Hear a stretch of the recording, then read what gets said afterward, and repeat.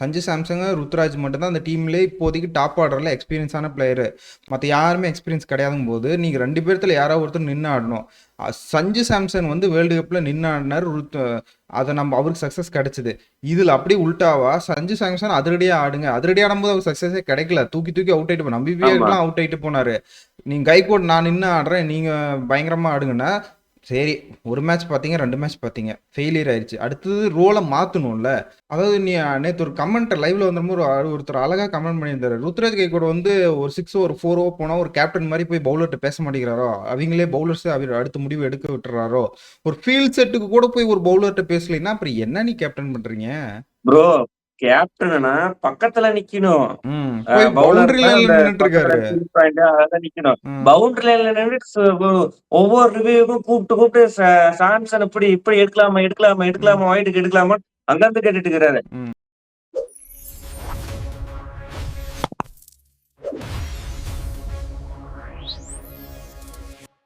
Hello, வணக்கம் cricket கச்சேரி நண்பர்களே. நேற்று 2 சம்பவம். அவருக்கு அடி, எனக்கு அடி. ம். 2 பேருக்கும் பயங்கரமான அடி விழுந்திருக்கு. அதை பத்தி பேசுவோம். ஃபர்ஸ்ட் நேற்று நைட் நடந்த மேட்ச் ஒரு blockbuster match. Tim David உங்குட்டடியில எங்குட்டடியில சரியான அடி. ஒரே ஒரு நோ பால் தான் ஒரு மேட்ச் அப்படியே காசு பண்ணி முடிச்சு விட்டுருச்சு. ஃபர்ஸ்ட் டிம் டேவிட்ல தான் போனான். ம். என்ன அடி! டிம் டேவிட் இது மனுஷத்தனால எங்க இருக்குதான். இல்ல. டிம் டேவிட் எப்பயுமே ஐபிஎல்ல வந்தா பயங்கரமா ஃபார்முக்கு வந்துருவாரு. இது எங்களுக்கு மட்டும் இல்ல, நிறைய டீமுக்கு இந்த மாதிரி பண்ணியிருக்காரு. ஆர்சிபியோட சக்ஸஸே இதுதான். போன வருஷம் என்ன ஆச்சுன்னா, இந்த மாதிரி டீம் கொண்டாந்து விட்டுரும். 150 160 கொண்டாந்து விட்டுரும் ஒரு 17 ஓவரில். அந்த கடைசி 3 ஓவரில் 50 70ன்னு அடிக்க முடியாத ரன்னை கொண்டு போய் விடுறது இந்த டிம் டேவிட் தான். இவ்வளவு நாளா ஃபார்ம்ல எல்லாம் நான் இன்னைக்கு ஃபார்முக்கு வந்துட்டாரு, பற இல்ல, வச்சுட்டாங்கன்னு சொல்லலாம். போன வருஷம் மேட்ச்லயும் ம். ரொமரி செப்பர்ட் வந்து ம். கலீல் அகமது வரணும் 30 ரன் அடிப்பார் ம். பெங்களூர்லயே. ம். ம்.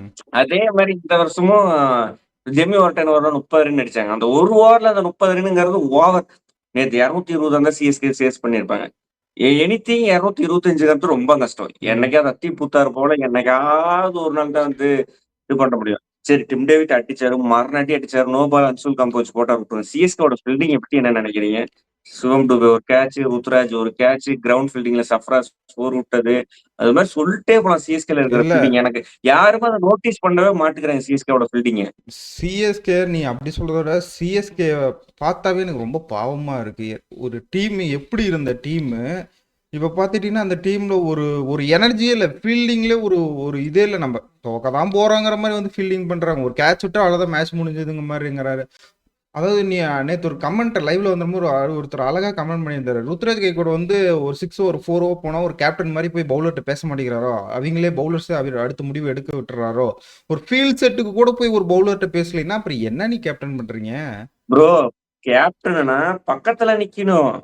போய் பவுண்டரி பவுலர்னா லைன்ல அந்த நின்னுட்டு பக்கத்துல இருக்காரு. ஃபீல்ட் பாயிண்ட் அதான் நிக்கணும். ம். பவுண்டரி லைன்ல நின்னுட்டு ஒவ்வொரு ரிவ்யூக்கும் கூப்பிட்டு கூப்பிட்டு சாம்சன் இப்படி இப்படி எடுக்கலாமா எடுக்கலாமா ம். எடுக்கலாமா ஒயிட்டுக்கு எடுக்கலாமா அங்கிருந்து கேட்டுட்டு இருக்கிறாரு. ம். ஒரு கேப்டனா தான் வந்து நான் முன்னாடி இருந்து எல்லாத்தையும் பண்ணணும். ம். என்ன பண்றாரு ஏது பண்றாரு பேட்டிங் எஃபர்ட் ஆயிருச்சு. கேப்டன்சி வந்ததுல இருந்து நீங்க நல்லா நோட் பண்ணுங்க. சஞ்சு ருத்ராஜோட பீக் இயர் முடிஞ்சு 3 வருஷம் ஆகுது. கேப்டன்சி என்னைக்கு அவர் கையில வந்துச்சு அவர் ஒழுங்கா விளையாடுறதில்ல. போன வருஷம் ஒழுங்கா விளையாடல. அது போன வருஷம் ஒழுங்கா விளையாடல. சாம்சன் ஏன் இப்படி விளையாடுறாருன்னு எனக்கு தெரியல. ம். ஆயுஷ் மாத்திரை வீக்னஸ் இருக்கு. ஸ்லோ பால் இன்டு பாடி, அதாவது அந்த ஸ்ட்ரெயிட்ல இந்த வி லைன்ல அடிக்கிற மாதிரி இப்போ அவர் அந்த அவரோட சோனே அது மட்டும்தான். அதுல நல்லா பந்து போற டீம்ட்ட மாட்டிப்பாரு. அபிஷேக் சர்மா மாதிரியே தான். சர்ஃப்ராஸ் கான் இது நல்லா விளையாண்டாரு. அடி பயங்கரமா அடிச்சாரு. அதே மாதிரி அவரும் பவர் பிளே வீக்னஸ் இருக்கு. பவர் பிளே தானே ஃபீல்டு ஸ்ப்ரெட் இருந்துச்சுன்னா அடிக்க மாட்டாரு. கார்த்திக் சர்மா, பிரசாத் வீரத்து கொஞ்சம் ஓரளவுக்கு ஆனாரு. ஜெம்மி ஓர்டன் இதெல்லாம் வந்துச்சு. மேட்ச் முடிஞ்சு போனதுக்கு அப்புறம் வந்ததால ஒரு பிரயோஜனமே இல்ல. இந்த 250 ரன் பாரி டார்கெட் அடிக்கணும்னா ருத்ராஜ், சாம்சன் அடிக்கணும். என்ன பண்றாங்க 2 பேரும்? 3 ஆட்டம் தொடர்ந்து ஃபெயிலியர். ஒரு டீம் வந்து பிரேவிஸ் இல்ல, டோனி இல்ல அப்படிங்கும்போது கையில் இருக்கும்போது இவங்க கொஞ்சம் கூட 1% கூட ரெஸ்பான்சிபிலிட்டிஸ் எடுக்காம வந்து ஆடிட்டு இருக்கிறாங்க ருத்ராஜும் சாம்சனும். இல்ல, நான் வந்துட்டு கண்டிப்பா ஒத்துக்கிறேன். 2 எக்ஸ்பீரியன்ஸ் நீங்க மட்டும் தான் அந்த டீம்ல இப்போதைக்கு எக்ஸ்பீரியன்ஸ் ஆன பிளேயர்ஸ். டாப் ஆர்டர்ல பேட்டிங் பொறுத்தவரைக்கும் சிவம் துபேல கீழ வராரு. சஞ்சு சாம்சங், ருத்ராஜ் மட்டும் தான் அந்த டீம்லயே இப்போதைக்கு டாப் ஆர்டர்ல எக்ஸ்பீரியன்ஸ் ஆன பிளேயரு. மத்த யாருமே எக்ஸ்பீரியன்ஸ் கிடையாதுங்கும் போது நீங்க 2 பேர்த்துல யாராவது ஒருத்தர் நின்னு ஆடணும். சஞ்சு சாம்சன் வந்து வேர்ல்டு கப்ல நின்று ஆடினார். அதை நம்ம அவருக்கு சக்ஸஸ் கிடைச்சது. இதில் அப்படியே உல்டாவா சஞ்சு சாம்சன் அதிரடியாக ஆடுங்க, அதிரடியாக ஆடும்போது அவருக்கு சக்ஸஸே கிடைக்கல, தூக்கி தூக்கி அவுட் ஆகிட்டு நம்ம ஆமா. விவேக்லாம் அவுட் ஆகிட்டு போனார். நீங்கள் கைகோட் நான் நின்று ஆடுறேன், நீங்கள் பயங்கரமாக ஆடுங்கன்னா சரி. ஒரு மேட்ச் பார்த்தீங்க, 2 மேட்ச் பார்த்தீங்க, ஃபெயிலியர் ஆயிடுச்சு. அடுத்தது ரோலை மாற்றணும்ல. இதே மேட்ச் அதே மாதிரி நான் ஓங்கி தான் அடிக்க போகிறேன், சரி விடு இது ஹை ஸ்கோர் அதெல்லாம் நம்ம அடிக்க தான் போகணும் அதெல்லாம் ஒத்துக்கிறேன். அடிக்கணும்ல முதல்ல, அடிக்க போகணுன்னா மட்டும் பரவாயில்ல, அடிக்கணும்ல யாராவது. நீ சரி அப்படிதான் பால தின்னாவது மேட்ச் நிற்கணும்ல, அதையும் பண்ண மாட்டேங்கிறீங்க. ஒரு ஒர்ஸ்ட் ஃபார்மு, ஒர்ஸ்ட் கேப்டன்சி. உடனே சொல்லாதீங்க இன்னும் ஒரு 2 மேட்ச்சில் பார்த்துட்டு கேப்டன்சிங்கிறது ஒரு ஆமா. மேட்ச்ல இத வேற அடிக்கடி சொல்லுவாங்க. 2 ஒரு மேட்ச். மேட்ச்ல பார்த்தாவே தெரியும். நான் ஃபர்ஸ்ட்ல இருந்து சொல்றேன், ஒரு மேட்ச் பார்த்தா அந்த டீமோட நிலைமை என்னங்கிறது நமக்கு எல்லாமே தெரிய வந்துரும். நம்ம இத்தனை வருஷமா கிரிக்கெட் பண்றோம், சும்மா இல்ல. ஒரு மேட்சை பார்த்தா இந்த டீம் இப்படிதான் பண்ண போகுதுன்னு நமக்கு தெரியும். ருத்ராஜ் கைகோட ஒன்று இன்னைக்கு தூக்கி இருந்தா கேப்டன்சி கொடுக்கல, 3 வருஷம் ஆச்சு அவர் கையில கேப்டன்சி கொடுத்து. அவர் இன்னுமே பார்த்துட்டீங்கன்னா இந்த ஒரு டீம் செலெக்ஷன்லேயே தப்பு பண்ணுறாருங்கும் போது, ஒரு சென்னை மாதிரி டீமில் ஒரு ஸ்பின்னர்ஸை எடுக்க மாட்டேன்னு அடம் பிடிக்கிறதா இருக்கட்டும், எடுத்தாலும் நான் ஓவர் தர மாட்டேங்கிறதால என்ன மாதிரியான கேப்டன்சின்னு எனக்கு புரியவே இல்லை. இதுக்கும் வந்துட்டு நீ ருத்ராஜ் எதுவும் சொல்லக்கூடாதுன்னா நம்ம பேசவே கூடாது. அமைதியாக சிஎஸ்கே ஓகே இன்னும் ஒரு 4 மேட்ச் அடுத்த மேட்ச்சில் கம்பேக் கொடுத்துருவாங்க சொல்லிட்டு போயிட்டே. எனக்கு கம்பேக்குன்னு சொல்கிறது சிஎஸ்கே பயமாக இருக்குது. இப்போ சிஎஸ்கே மாதிரி டீம் இல்ல ம் ரொம்ப நாளா டோனி கேப்டன் பண்ணிட்டார். டோனி கேப்டன் பண்ண அப்ப இருந்த ஒரே சூப்பர் ஸ்டார் வந்து சடேஜா, அவரும் வெளியே போயிட்டாரு. இப்ப வந்து ருத்ராஜ் கைகோட் இருக்கிறாரு. டோனி இருக்கும்போது நல்ல கேப்டன்சி உருவாக்காம விட்டதுனாலதான் வந்து இன்னைக்கு வந்து இந்த சிஎஸ்கே டீமோட அந்த பின்னடைவு காரணமா இருக்கும் கடைசி 3 வருஷம். கண்டிப்பா. டோனியோட லெவலுக்கு யாருமே வந்து ஈடு கொடுக்க முடியல. அதாவது தோனியோட லெவலுக்கு ஈடு கொடுக்க முடியாது. இது மேனேஜ்மெண்ட் வந்துட்டு ஒரு ரெய்னா க்ரூம் பண்ணிட்டே வந்தாங்க, ரெய்னா கூட சண்டை போட்டாங்க. அடுத்து ஜடேஜா ட்ரேட்ல விட்டுட்டேன், ஓகே ஜடேஜா ஃபெயிலியர் ரைட்டர் கேப்டன்சில ஒத்துக்கிறேன். அடுத்தது ருத்ராஜ் பார்த்தீங்க, ருத்ராஜ் உங்களுக்கு ஒழுங்கா பண்ணலங்கிறது உங்களுக்கு மொதல் சீசன்லேயே தெரியும். நீ என்ன பண்ணும், அடுத்ததே ஒரு ஸ்டார் பிளேயர் பெரிய எல்லாம் வந்ததுல ஸ்டார் பிளேயர் எத்தனை பேர் இருந்தாங்க அவங்க. ஃபாரினர் போடு. ஏன் இந்த சிஎஸ்கேனா நான் ஃபாரின் பிளேயர் ஆட மாட்டியா? ஏன் டேவிட் வார்னர்லாம் இருந்தார், டேவிட் வார்னர் நல்ல கேப்டன், ஒரு சீசன் 2 சீசன் தள்ளி இருக்கலாம், அதுங்காட்டி நீ ஒரு ஸ்டார் பிளேயர் பிடிச்சிருக்கலாம். அந்த மாதிரி நீ அதுக்கு அதெல்லாம் விட்டுட்டு நான் போனா இந்த மாதிரி ருத்ராஜே இங்க பாரு கொடுக்கலாம், சான்ஸ் கொடுக்கலாம். 3 வருஷமா ஒரு டீம் பெரிய பிரான்சைஸ் இந்த மாதிரி கேவலமா விளையாண்டுட்டு இருக்கு. ஃபேன் பேஸ் அப்படியே உடஞ்சு போயிடும். தோனி ரிட்டையர்ட் ஆனால் இந்த டீம் ஃபேன் பேஸ் ஒருத்தர் கூட இருக்க மாட்டாங்க. நீ சென்னை டிக்கெட்ல 10,000 இருக்கிறதுல ₹1 கூட உனக்கு கிடைக்காது, பாத்துக்கோங்க. அவ்வளவுதான் ப்ரோ. பெரிய இடத்துல தப்பு பண்ணிட்டாவே டீம் காம்பினேஷன் கரெக்டா இருக்கு. அதுல வந்து தப்பு பண்ணிட்டேன். சடேஜாக்கு 18, ருத்ராஜுக்கு 18, அப்புறமேட்டு சிவம் டூபேக்கு 16, அப்படி இப்படின்னு கொடுத்து டீமோட காம்பினேஷன் உடஞ்சு போச்சு. பத்திரனாவை நம்ம இது பண்ணாங்க, அவனும் ஃபெயிலியரு, அவனை விட்டுட்டாங்க. அப்படிங்கும் போது வச்சுங்களேன், அந்த பிக் இடம் இந்த இடத்துலயும் சொதப்பிட்டாங்க, ரொம்ப சொதப்பிட்டாங்க. கார்த்திக் சர்மா, பிரசாந்த் பீரு ரிட்டர்ன்ஸ் கொடுக்கலாம். இமிடியட் ரிட்டர்ன்ஸ் இன்னைக்கு கிடையாது. இன்னும் இந்த வருஷம் ஜெயிக்கிறது தான் கப் எடுத்தது. இந்த வருஷம் பாருங்க, பிரசாந்த் வீர், கார்த்திக் சர்மா வரும்போது மேட்ச் முடிஞ்சிருது. அவங்கள பிளேம் பண்ணி இங்க ஒண்ணும் பண்ண போறது கிடையாது. ஆட்டம் விட்டுறாங்க. சிவம் டுபே வரும்போது மேட்ச் வரும். இப்போ சிவம் டுபே ஒரு சீனியர் பிளேயர் மாதிரி ரெஸ்பான்சிபிலிட்டிஸோட விளையாடவே மாட்டேங்கிறாரு. வந்தா தூக்கி கை கேட்ச் கொடுத்துட்டு போறது அப்படியே இருக்கு. விடுங்க, சிஎஸ்கே பத்தி குறை பேசிட்டே போறோம். அன்சுல் கம்போஜ் நோ பால், கலீல் அகமது நல்லா பந்து போட கடைசி ஒரு அடிச்சிட்டாங்க. நூர் அகமதோட ஃபார்ம் தான் ரொம்ப நான் தான் சொன்னல, வேர்ல்டு கப்ல இருந்து நூர் அகமது அடிக்கிறாங்க. நீங்க நூர் அகமது செம ஸ்ட்ரைக் பவுலர் அப்படின்னு இல்ல. இப்பயுமே சொல்றேன், நூர் அகமது நம்ம நூர் அகமது போன சீசன் சூப்பரா யூஸ் பண்ணாங்க. இந்த சீசன் யூஸ் பண்ற இடம்லாம் பாரு. நூர் அகமது ரன்னு போனா அடுத்த ஓவர் போட்டு இவருக்கு இதுவுமே லைவ் கமெண்ட்ல ஒருத்தர் சொன்னாரு, சூப்பரா சொல்லியிருந்தாரு. நூர் அகமது பவுலிங் நல்லா போடணும்னா அந்த சைடு யாராவது வந்து நல்லா போடணும், ஒரு 5 ரன் ஓவர் போட்டு நூர் அகமது கொண்டு வந்தா நூர் அகமது அடிக்கலாம் போறப்ப நூர் அகமது விக்கெட் விழுந்துச்சு. இதுவுமே கமெண்ட்ல சொன்னாங்க. இதுதான் பிளானா இருந்தது. ஆனா அந்த பக்கமே 10 ரன் போறப்ப நூர் அகமது எஃபெக்டே இருக்க மாட்டாரு. அப்படிங்கிற பட்சத்தில் நம்ம நூர் அகமது, எனக்கு நூர் அகமது இன்னுமே நம்பிக்கை இருக்கு. அடிஸ்டார் இல்லைன்னா சொல்ல, டிம் டேவிட்லாம் அடி எடுத்துட்டு, ராஜ் படிதர்லாம் கரெக்டாக ராஜ் படிதர் வரும்போது நூர் அகமதுக்கு ஓவர் கொடுத்தாங்க. இல்ல இந்த கேப்டன்சியோட மூவ்மே தப்பு. அதுதான் ரஜத் படிதார், டிம் டேவிட், வருண் சக்கரவர்த்தி பீக்கல் இருக்கும்போது ஆஸ்திரேலியால பொழந்தாரு. அப்படிங்கும்போது நல்லா ஸ்பின் ஆடுற பிளேயருக்கு எகைன்ஸ்டா நீங்க வந்து நூர் அகமது கொண்டு வந்து தப்பு. அது பெங்களூர் மாதிரி பொட்டி கிரவுண்ட்ல ஒரு சிக்ஸ் எக்ஸ் ஆகி தான் போச்சு. கேட்சுங்கிற மாதிரி போய் வெளியே போய் விழுந்துச்சு. அப்படிங்கும் போது நீங்க கேப்டன்சி மூவ்மே அந்த தப்பா இருந்தது. நூர் அகமது கொண்டு வந்திருக்க தேவையே இல்லை. அததான் சொல்றேன், நூர் அகமது யூஸ் பண்றதே தப்பு. இதுக்கு நீ ஸ்பின்னே ஆடாம நீ 5மே ஃபாஸ்டா ஆடிட்டு போயிடலாம். சிஎஸ்கே மாதிரி ஒரு ஸ்பின்னை வச்சு வின் பண்ண ஒரு டீமு இவ்வளோ கேவலமா எந்த கிரவுண்டா இருந்தாலும் 2 ஸ்பின்னர் ஆடுவாங்க. மினிமம் 3 ஸ்பின்னர் கூடலாம் ஆடி இருக்காங்க. நம்ம அதை மறக்க கூடாது. அப்படியான டீம் இன்னைக்கு ஒரு ஸ்பின்னரோட போய் இவ்வளோ கேவலமா அடி வாங்கி பார்க்கவே ரொம்ப கஷ்டமா இருக்கு. சிஎஸ்கே எனக்கு இப்பயுமே சொல்றேன், கம்பேக்குன்னு என்னால் வாயில சொல்ல முடியல. நான் ரொம்ப பாசிட்டிவா இருப்பேன். சிஎஸ்கே எப்படி தோத்து போனாலும் முட்டு கொடுப்பேன். ஆனா எனக்கு இப்போ இந்த டீமை பார்த்து ரொம்ப கஷ்டமா இருக்கு. 250 நீ ஓவர். என்னால் முட்டு கொடுத்து இப்ப ஓகே இது கம்பேக் பண்ற வழி இருக்கான்னு பார்த்தா ஏதோ ஒரு இல்ல பரவாயில்ல, இவனுக்கு சஞ்சு சாம்சன் பரவாயில்ல, இவன் அடிச்சு இருப்பான். டீமே அப்படிதான் ஆடுது. நம்ம ஒண்ணுமே பேச முடியல. பவுலிங்கும் ரொம்ப மோசமா இருக்கு, பேட்டிங்கும் மோசமா இருக்கு. எதை வச்சு இந்த டீம் வரும்னு எனக்கு இன்னுமே கம்பேக்னு சொல்றதுக்கு எனக்கு பயமா இருக்கு. அடுத்த மேட்ச் ரொம்ப முக்கியமான மேட்ச். டிசியோட தோத்துட்டா டோர்னமெண்ட் ஓவர். டிசியோட ஜெயிக்கிறது அந்த மேட்ச் தான் இருக்கிறது சிஎஸ்கேக்கு ரொம்ப ரொம்ப ரொம்ப ரொம்ப முக்கியமான மேட்ச் ப்ரோ. இல்ல எனக்கு இல்லையா ரொம்ப கஷ்டம்.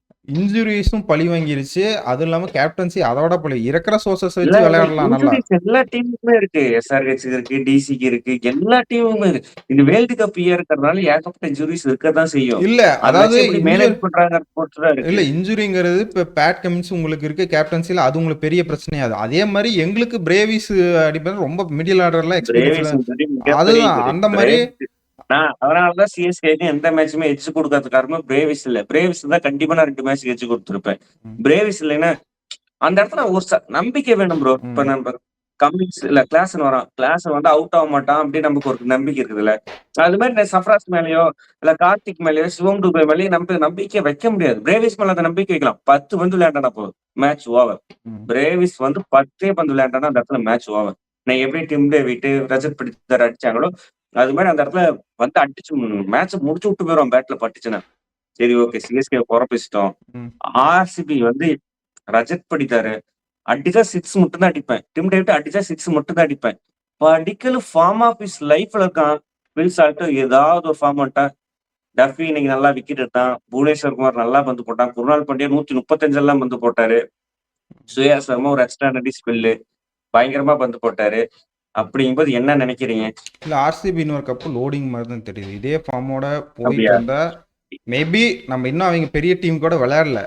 கொஞ்சம் இன்னும் வெளியே அவுட்டு அவங்களோட இது இன்னும் எக்ஸ்ப்ளோர் ஆகல. ஒரு 2-3 விக்கெட் போனா என்ன நடக்கும் அந்த மாதிரிலாம் எக்ஸ்ப்ளோர் ஆகல. இப்போதைக்கு மேட்ச் நடந்த வரைக்கும் பார்த்தா அவங்க ஏன்னா பழைய ஃபார்ம் நம்ம போன வருஷம் பார்த்தா அதே ஃபார்ம் அப்படியே கண்டினியூவா வராங்க. நம்ம சொன்ன டிம் டேவிட் எல்லாம் ஃபார்ம்ல இல்லைன்னுலாம் சொன்னோம், ஃபார்முக்கு வந்துட்டாரு. மறக்காத எசேல் வுட் இல்லாமே சூப்பரா பால் போடுறாங்க. நம்ம அதை மறக்க கூடாது. புவனேஷ் ஃபார்ம்ல இல்ல இருக்காரு. எனக்கு எஸ்எல் அவுட் இல்லாத ஒரு இதா இருக்கு. எஸ்ஐஎல் எல்லாத்துக்குமே ஒரு இடம் ஹோல் இருக்கு. இந்த அபிநந்தன் ஓவர் அடிக்கிறாங்க, குருநாள் பாண்டியா ஓவர் 2 ஆட்டம் அடிக்கிறாங்க. இந்த ஒரு 8 ஓவர் ஸ்பேஸ் அவங்களுக்கு வந்து எம்டியா இருக்கு. ஜேக்கப் டஃபி 2 ஓவர் அடிச்சிடறாங்க. அப்படிங்கும்போது ஒரு 6, 7, 10 ஓவர் வச்சிருக்காங்க. 10 ஓவர் எம்டியா இருக்கு. இன்னும் அவங்க இன்னும் மங்கேஷ் யாதவ் யூஸே பண்ண மாட்டேங்கிறாங்க. அது என்னன்னே தெரியல. ஏன் அவ்வளோ ஹைப் கொடுத்தாங்க, நாங்க அவருக்கு போல ரீப்ளேஸ்மெண்ட்னு சொல்லி நிறையலாம் பண்ணாங்க, ஏன் எடுக்கலன்னு தெரியல. ஓகே இன்னும் மேட்சஸ் இருக்கு, அவர் பின்னாடி யூஸ் பண்ணுவாங்க நான் நம்புறேன். இல்ல ப்ரோ எஸ்ஆர் என்னது எஸ்ஆர்ஹெச் ஒரு ஆர்சிபி வந்து இன்னும் ஸ்ட்ராங்கான டீமோட விளையாடல. எஸ்ஆர்ஹெச் சிஎஸ்கேவோட தான் விளையாண்டுருக்காங்க. அப்படிங்கும்போது நம்ம அவங்களோட ஸ்ட்ரென்த் என்னன்னு நல்லா ஒரு எம்ஐ மாதிரி டிசி மாதிரி ஒரு டீமோட விளையாடும் போது அவங்களோட ஸ்ட்ரென்த் தெரியும். பார்க்கலாம், வெயிட் பண்ணி பார்க்கலாம். சூப்பர் விளையாண்டாங்க. இந்த மேட்ச் விட்டுட்டு அடுத்தது ஈவினிங் நடந்த எல்எஸ்சி இல்ல அது கடைசி ஒரு கேள்வி, சென்னை சூப்பர் கிங்ஸ்ல கேப்டன்சி மாத்துவாங்களா? வாய்ப்பு இல்ல. அவரே விட்டு போனதான் உண்டு. அவரே மாத்த மாட்டாங்க. இன்ஜுரின்னு சொல்லிட்டு அதுக்கு போறதுக்கு வாய்ப்பு இல்ல. இல்ல இன்ஜுரி இல்ல, நான் கேப்டன் பண்ணல, என்னோட பேட்டிங்ல கான்சென்ட்ரேட் பண்றேன், வேற யாருக்கும் ஒரு கேப்டன் கொடுங்க அப்படிங்கிற மாதிரி கூட போலாம். நிறைய பேர் சொல்லி சிக்கர் ராவத் சொல்லி இருக்கிறாரு, மைக் அகர்வால் சொல்லி இருக்கிறாரு. அது மாதிரி நிறைய பேர் சொல்லி போயிருக்காங்கல்ல. சங்ககரா சொல்லி இருக்கிறாரு. இல்ல நம்ம இப்ப சிஎஸ்கோட முதல் கட்ட ஃபர்ஸ்ட் பிரச்சனையே என்ன பண்ணணும்னா கேப்டன்சி தான் பிரச்சனை. அதுதான் ஒத்துக்கணும். நீ 3 மேட்ச்ல பாத்துட்டுலாம் சொல்லாதீங்க, அதுதான் பிரச்சனை. அங்க இருக்கிற சோர்சஸ் ஒழுங்கா யூஸ் பண்ணலைன்னா அது என்னதுக்கு, அது எதுக்கு கேப்டன்சிங்கிறது மேட்சோட ஆன் த ஃபீல்டோட ஆஃப் த ஃபீல்ட்லயே ஓவர். சிஎஸ்கே மேட்ச் வரதுக்கு முன்னாடி தோத்துட்டாங்க. இல்ல மேட்ச் வரதுக்கு முன்னாடியும் தோத்துட்டாங்கிறத விட இருக்கிற சோர்சஸ் ஃபுல்லாவே யூஸ் பண்ண மாட்டேங்கிறாரு. அது நீ ஒத்துக்கணும். இல்ல இருக்கிற சோர்சஸ் யூஸ் பண்ணாலும் வேலைக்கு இல்ல ப்ரோ. நீங்க வந்து அகில் கிருஷ்ணனை கொடுத்தாலும் நம்ம விக்கெட் எடுத்துடலாம், மேட்ச் ஷாட் வந்தாலும் என்ன பண்ணிடலாங்கிறதெல்லாம் அதெல்லாம் நடத்துறோங்கிறத நம்ம பேசுறோம். நடக்கும்ங்கிறத நம்ம இங்க எதுவுமே பேசல. அப்படிங்கும்போது எதுவுமே கரெக்டான பாயிண்ட் இல்ல. ப்ரோ ஃபாரின் பிளேயர்ஸ் தான் கொஞ்சம் ஸ்ட்ராங்கா இருக்கணும். நம்ம பிரேவிஸ் தவிர எந்த ஃபாரின் பிளேயர்ஸுமே ஸ்ட்ராங்கா இல்ல. அப்படிங்கும்போது அதுவே வீக். சிஎஸ்கேல என்னைக்குமே ஃபாரின் பிளேயர்ஸ் இல்ல ஃபாரின் பிளேயர்ஸ் ஞாபகம் வருது. நேத்து இவர் மேத்யூ சார் பேட் அப் பண்ணிட்டு உட்காந்துட்டு இருந்திருக்காரு. எங்க சருகு பார்த்தாங்கன்னு தெரியல. அது அது ஓப்பனிங் தான். ஃபர்ஸ்ட் பேட் இல்ல ஜெயிக்கணும்னா ஃபர்ஸ்ட் பேட்டிங். நம்ம கிட்ட பேட்டிங் மட்டும் தான் ஸ்ட்ராங்கா இருக்கு. நேத்து விக்கெட் போனாலும் 200 ரன் அடிக்கிறோம்னா, ஃபர்ஸ்ட் பேட்டிங் அடி ஒரு 220, 230 அடிச்சுட்டு எப்படியும் டிஃபெண்ட் பண்ற வழியே பார்க்கணும். ஏன் அத யோசிக்கவே மாட்டேங்கிறாங்கறது எனக்கு தெரியல. அந்த ஸ்ட்ராட்டஜி ரொம்ப ரொம்ப தப்பான ஸ்ட்ராட்டஜி. ஏன் அத புரிஞ்சுக்க மாட்டேங்கிறாங்கன்னு தெரியல. சிஎஸ்கே பத்தி ரொம்ப பேசிட்டோம். விடுங்க. ம். பிரிவியூல பேசுவோம். அடுத்த மேட்ச் டிசிக்கு ம். முன்னாடி. நைட் நடந்த மேட்ச். ம். ஈவினிங் நடந்த match LSC versus SRH SRH. Match. Poor captaincy from SRH and Ishan Kishan. அந்த ஜெய்தேவ் உனாகட் ஓவரை எதுக்கு அந்த 3 ஓவர் தான் மேட்ச் வந்து எல்ஐஜி ஜெயிச்சிட்டாங்க. ரிஷப் பண்ட் சூப்பரா பேட்டிங் ஆனாரு. Poor start. எஸ்ஆர்ஹெச் வந்து பவர் பிளேல ஷமி பழைய ஷமி வந்து அப்படியே மேட்ச் முடிச்சு விட்டு போயிட்டாரு. 30க்கு 10 ஓவர் 30 ரன்னுக்கு 5 விக்கெட். எஸ்ஆர்ஹெச் அந்த அந்த இடத்துல இருந்து கொஞ்சம் கம்பேக் கொடுத்துட்டாங்க. குடுத்துட்டு கடைசி இடத்துல வந்து மறுபடியும் கிளாஸ்னும் நிதிஷ் அவுட் ஆனதுக்கு அப்புறம் அப்படியே ஸ்கோர் வந்து 158ல முடிஞ்சிருச்சு. இந்த ஸ்கோர் நான் டிஃபெண்ட் பண்றோம்னு எதிர்பார்க்கல. நல்லா பந்து போட்டாங்க. அந்த ஜெயதேவ் உனக்கட் ஓவர்ல மேட்ச் போயிருச்சு. போனது தான். இப்ப சொல்லுங்க.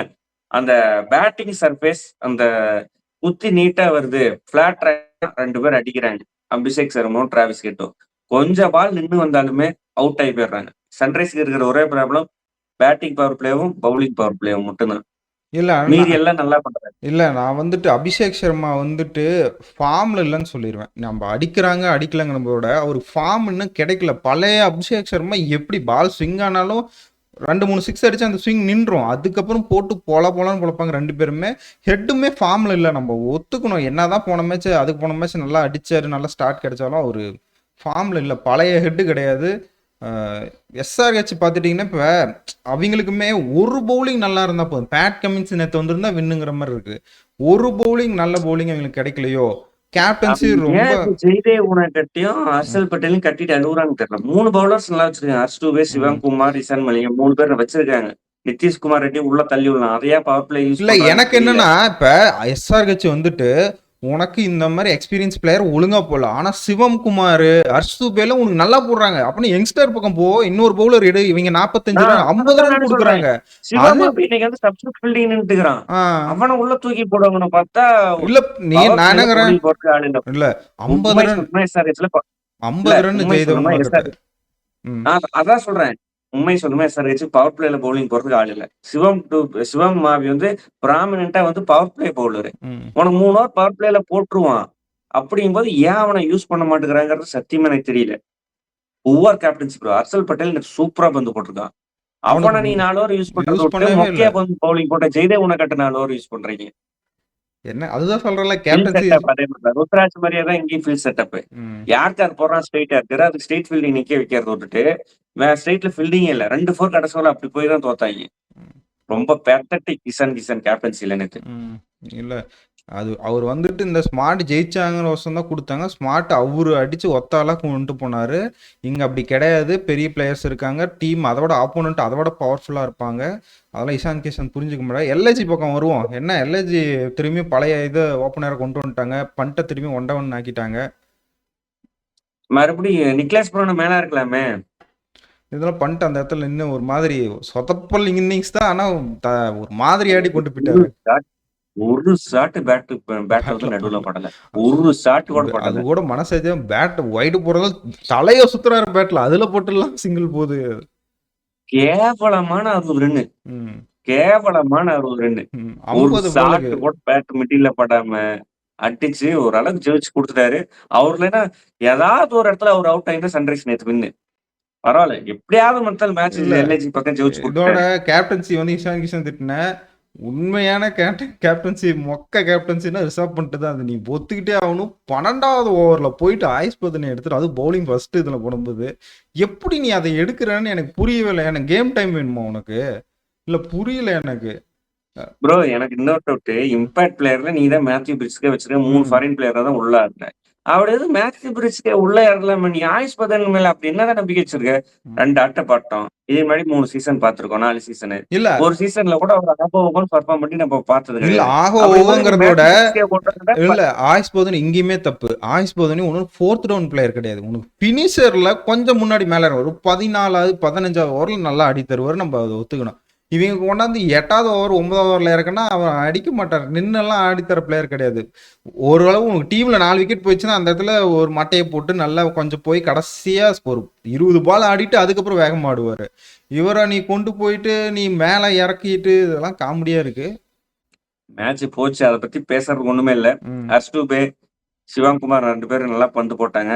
சமி முடிச்சு விட்டியப்பா, உன்னை ஏன்டா என்னடா விட்டீங்க அப்படிங்கிற மாதிரி பவர் பிளேலயும் match over 10 over 30 run Sunrise. One day match விளையாண்டாங்கன்னா டெஸ்ட் மேட்ச் விளையாண்டா தெரியல.